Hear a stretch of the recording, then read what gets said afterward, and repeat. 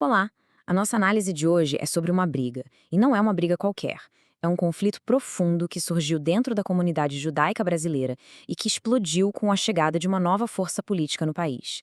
É sobre uma luta que coloca em xeque a própria ideia do que significa ser judeu no Brasil. Vamos entender como essa história toda começou. E o ponto de partida é essa frase, uma observação bem simples e direta de alguém de fora.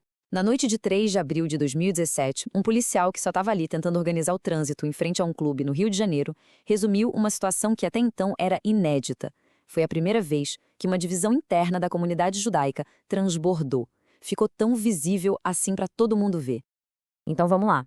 Aquela noite, no Clube Hebraica do Rio, foi o epicentro de tudo. Foi um momento que pegou um conflito que antes era só falado aos sussurros e transformou num confronto aberto, escancarado, expondo as fraturas de uma comunidade inteira. Olha só o cenário. Do lado de fora do clube, um grupo gritava em coro não em nosso nome. Eram jovens judeus, ativistas de direitos humanos, gente que estava ali para lembrar das vítimas da ditadura militar.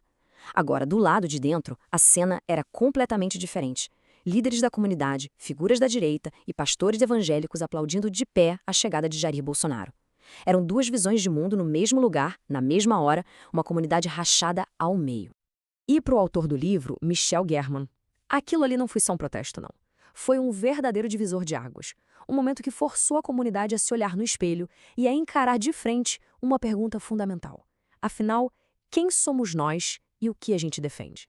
Para a gente conseguir entender essa confusão toda, essa complexidade, o livro nos apresenta um conceito que é chave, uma espécie de ferramenta para a gente decifrar essas identidades que se misturam e que às vezes parecem até contraditórias. É o conceito do não-judeu-judeu. Quem criou essa ideia foi Isaac Deutscher, e ela descreve uma figura fascinante. O judeu que, mesmo com toda a sua herança, se recusa a ser definido só por ela. É alguém que vive na fronteira, que conecta a própria identidade com lutas universais por justiça e liberdade, e que acaba desafiando as regras, tanto de dentro quanto de fora da sua comunidade. E o mais interessante é que o próprio autor do livro é um exemplo vivo disso. Ele é filho de pai askenazita, que era secular e de esquerda, e de mãe sefaradita, religiosa e de direita. O Guilherme cresceu justamente na intersecção desses mundos. Ele é a prova de que a identidade judaica não é uma coisa só, não é um bloco único, é um mosaico de influências, de vivências e até de contradições. Mas, para entender a briga de 2017, não dá para ficar só no presente. A gente precisa voltar no tempo. Porque essa briga não surgiu do nada, não. As raízes dela estão bem fincadas nos traumas que nunca foram resolvidos da época da ditadura militar aqui no Brasil.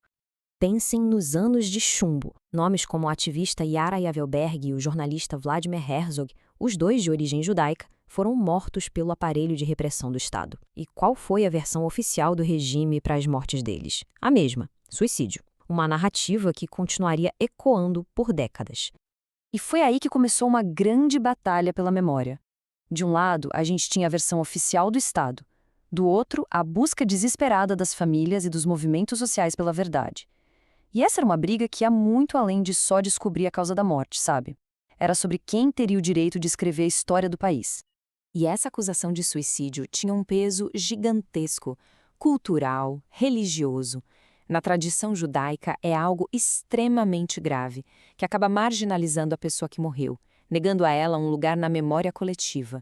A própria lei judaica, Halachá, torna quase impossível essa classificação, porque considera um ato de crueldade com a pessoa e com a família.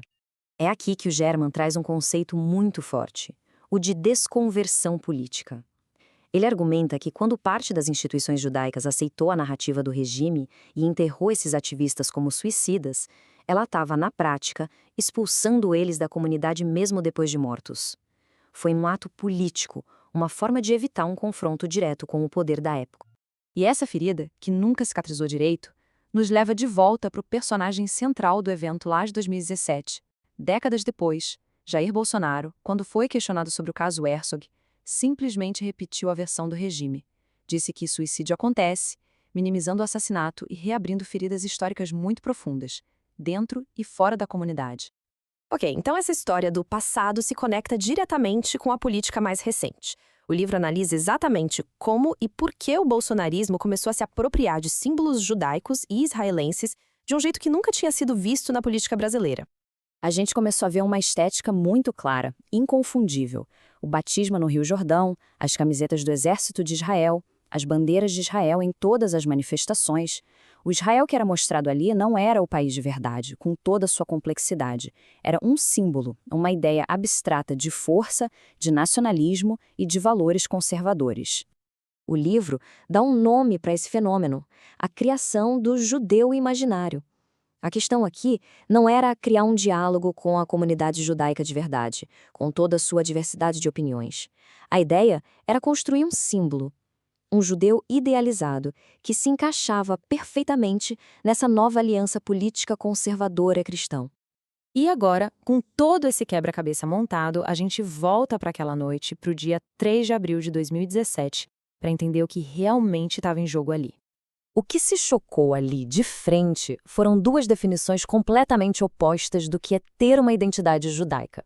Do lado de fora, uma identidade baseada na resistência, conectada com a luta de outras minorias. Do lado de dentro, uma identidade de aliança com o poder, focada em força, em nacionalismo e na ideia de que a memória do Holocausto é um trauma exclusivo único. Então, o ponto central do livro é este. A briga na porta da Hebraica não era só sobre Bolsonaro. Ele foi o estopim, o catalisador.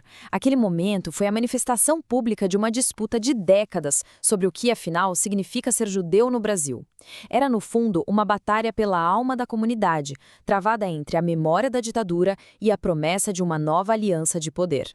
E o livro nos deixa com uma pergunta final que é, sinceramente, muito provocadora. Quando os símbolos e as histórias de um grupo são apropriados por outro para servir a uma agenda política que não é a sua, o que acontece? Uma identidade pode ser colonizada? É uma pergunta que vai muito além da comunidade judaica e que ecoa de forma muito profunda nos nossos tempos.